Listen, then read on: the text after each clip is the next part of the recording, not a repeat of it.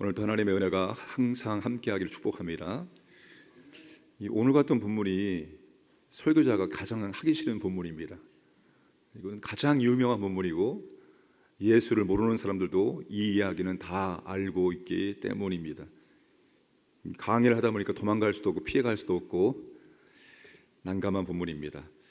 자, 12절 말씀을 보시면 하나님께서 솔로몬의 기도에 어떻게 응답을 하십니까? 내가 내 말대로 하여 내게 지혜롭고 총명한 마음을 주노니 내 앞에도 너와 같은 자가 없었거니와 내 뒤에도 너와 같은 자가 일어남이 없으리라.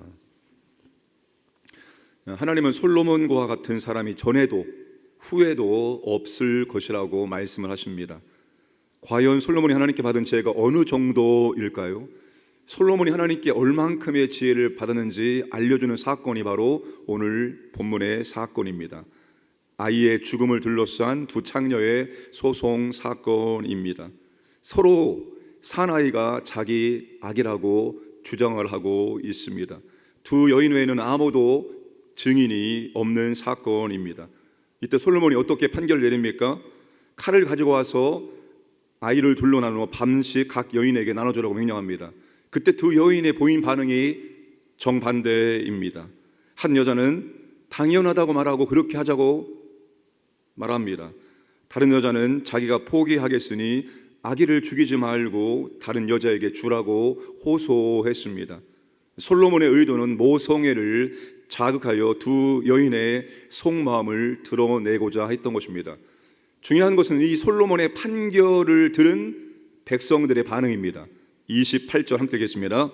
온 이스라엘이 심리하여 판결함을 듣고 왕을 두려워하였으니 이는 하나님의 지혜가 그 속에 있어 판결함을 봄이더라. 아멘.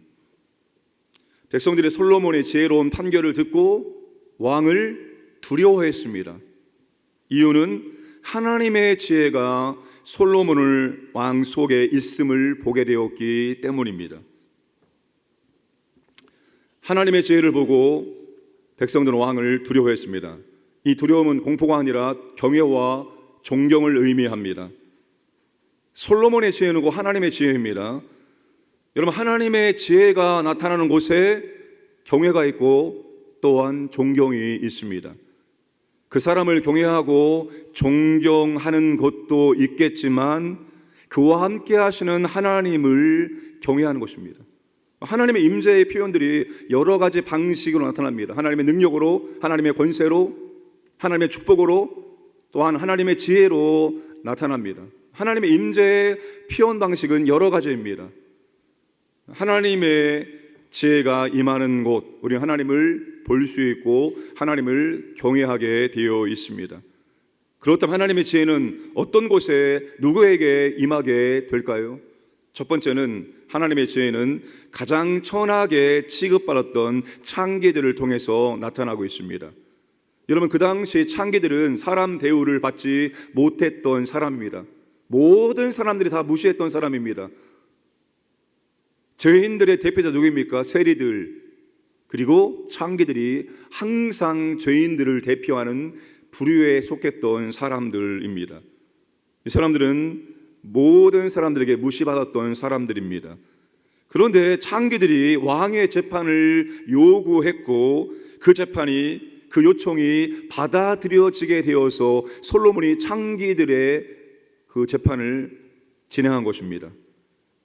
가장 낮은 사람들도 억울한 일을 당하지 않도록 공정한 재판을 받을 수 있는 기회가 주어졌다는 것입니다. 하나님의 지혜는 이런 곳에 나타나게 됩니다.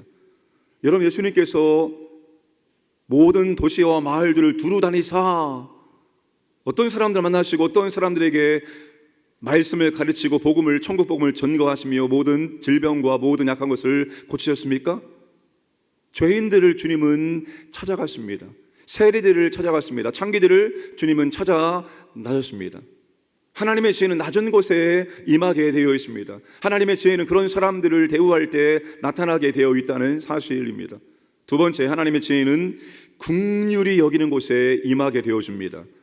솔로몬은 모성 본능을 이용해서 누가 진짜 아기의 엄마인지를 가려내고자 했습니다. 그때 진짜 엄마가 어떻게 반응합니까? 26절 말씀을 함께 읽겠습니다.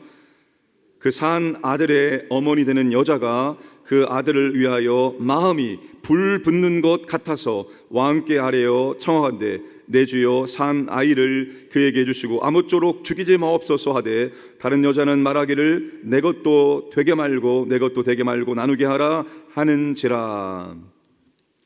진짜 엄마의 마음이 지금 어떻다고 말합니까? 아이를 반으로 나누라. 무슨 말입니까? 아기를 죽이라는 말 아닙니까? 아기를 죽이라는 판결이 떨어졌을 때 진짜 엄마는 마음이 불 붙는 것 같아서,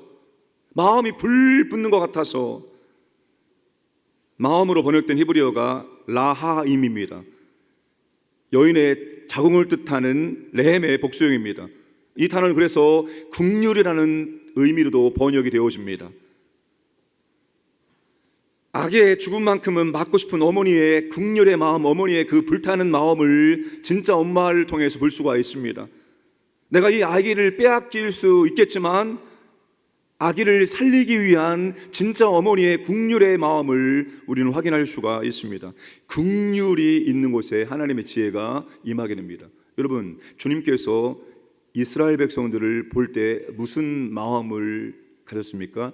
불쌍히 여기는 마음, 목자 없이 유린하고 있는 저 불쌍한 영혼들을 바라볼 때 주님이 긍휼히 여기는 마음, 불쌍히 여기는 마음을 가지고 그들을 대했습니다.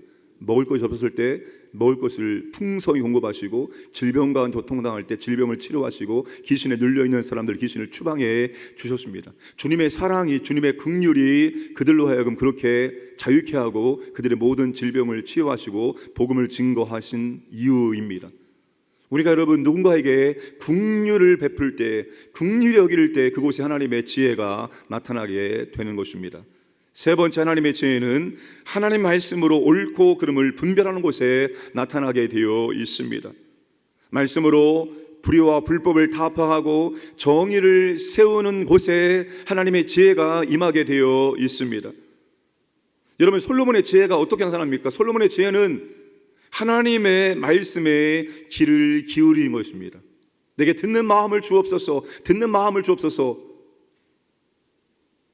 세상이나 자기의 욕구의 귀를 기울이지 않게 하시고 하나님의 말씀을 들을 수 있는 귀를 내게 허락해 주시기 원합니다. 하나님 말씀을 잘 들을 수 있도록 내게 듣는 마음을 허락하여 주옵소서. 단순히 백성들의 그런 사정만 잘 듣는 것이 아니라 하나님의 말씀을 1차적으로 잘 들어야 되는 것입니다. 하나님을 왕으로 인정하고 하나님 말씀에 귀를 기울여 하나님 말씀대로 선악을 분별하는 곳에 하나님의 지혜가 나타나게 되어 있다는 것입니다. 여러분, 이 세 가지 경우에 하나님의 지혜가 나타나는데 이 세 가지가 한 번에 나타난 최고봉이 무엇일까요? 바로 십자가입니다. 십자가는 이 세 가지가 그대로 나타난 것입니다. 고린도전서 1장 18절 이하를 읽어드리겠습니다. 십자가의 도가 멸망하는 자들에게는 미련한 것이요 구원을 받는 우리에게는 하나님의 능력이라. 기록된 바 내가 지혜 있는 자들의 지혜를 멸하고 총명한 자들의 총명을 피하리라 하였으니 지혜 있는 자가 어디 있느냐, 선비가 어디 있느냐, 이 세대의 변론가가 어디 있느냐. 하나님께서 이 세상에 지혜를 미련하게 하신 것이 아니냐. 하나님의 지혜에 있어서는 이 세상이 자기 지혜로 하나님을 알지 못함을 하나님께서 전도에 미련한 것으로 믿는 자들을 구원하시기를 기뻐하셨더라. 유대인은 표적을 구하고 헬라인은 지혜를 찾으나 우리는 십자가에 못 박힌 그리스도를 전하니 유대인에게는 꺼리끼는 것이요 이방인에게는 미련한 것이로되 오직 부르심을 받은 자들에게는 유대인은 헬라인이나 그리스도는 하나님의 능력이요 하나님의 지혜니라. 하나님의 지혜의 절정이 바로 십자가입니다. 십자가는 하나님의 능력이요 하나님의 지혜입니다. 십자가가 누구를 위한 것이었습니까? 창기와 같은 죄인들을 위한 것이었습니다. 저와 여러분들을 위한 것이었습니다. 왜 십자가입니까? 왜 주님이, 죄 없는 주님이 인간으로 오셔서 십자가에 매달려서 처참한 고통을 당하셔야 할까요? 여러분, 이 주님이 십자가를 짊어지시고 십자가 위에서 당한 모든 고통은 전부 다 우리가 이 땅 가운데 행하는 죄악들이고 우리가 이 땅을 살아가면서 당하는 아픔입니다. 고통입니다. 그게 하나님의 방식, 하나님의 구속 언약의 방식이기 때문에 그대로 십자가를 통해서 주님이 성취하신 것입니다. 나무에 매달려야 하지만 하나님의 저주를 다 속량할 수 있기 때문입니다. 십자가 무엇입니까? 죄인들을 향한 불타는 하나님의 긍휼의 마음입니다. 에베소 2장에 하나님의 사랑하심으로, 하나님의 긍휼하심으로 너희가 구원을 받았다고 말씀하십니다. 여러분, 죄인들을 향한 하나님의 불타는 긍휼이 없었다면 우리는 절대로 구원 받을 수 없습니다. 다시 하면 되잖아요. 하나님이 능력자이신데 말씀으로 세상을 창조하시는 분이 간단하잖아요. 말씀으로 세상을 다 심판하시고 멸하시고 다시 새롭게 시작할 수 있잖아요. 우리는 실수하고 잘못하면 다시 하잖아요. 다 취소해버리고 처음부터 다시 하잖아요. 하나님도 그렇게 하면 안 됩니까? 처음부터 다시. 근데 하나님께서 불타는 긍휼의 마음 때문에 그리하지 않고 하나님은 구속의 역사를 계획하시고 구속의 역사를 성취해 나가시고 계십니다. 이 십자가가 여러분 하나님의 지혜의 최고봉이고 하나님의 지혜의 절정이 되어집니다. 저와 여러분이 그 십자가의 사랑을 받은 사람이고 지금도 십자가의 사랑과 십자가 은혜 때문에 살고 있는 것입니다. 그러므로 사랑하는 여러분, 우리가 하나님의 지혜라는 것은 무슨 뛰어난 지력을, 뛰어난 지식을 표현하는 것이 아닙니다. 하나님의 지혜가 임하는 곳은 우리가 정말로 그 낮은 자리에 있는 사람들에게 긍휼의 마음을 베풀고 우리가 항상 하나님 말씀이 우리의 삶의 기준 되어서 말씀으로 분별하는 삶을 살아갈 때 그곳에 하나님의 지혜가 나타나고 하나님의 임재의 한 가지 표현이 하나님의 지혜입니다. 하나님의 임재가 그곳에 나타나게 되어 있습니다. 그러므로 오늘 저와 여러분들도 십자가의 사랑을 표현하는 삶을 살아갈 수 있기 원합니다. 그래서 우리가 가는 것보다 우리가 하는 일마다 하나님의 지혜가, 하나님의 임재가, 하나님의 사랑이, 하나님의 능력이 나타나는 귀한 것 되기를 주님의 이름으로 축복합니다.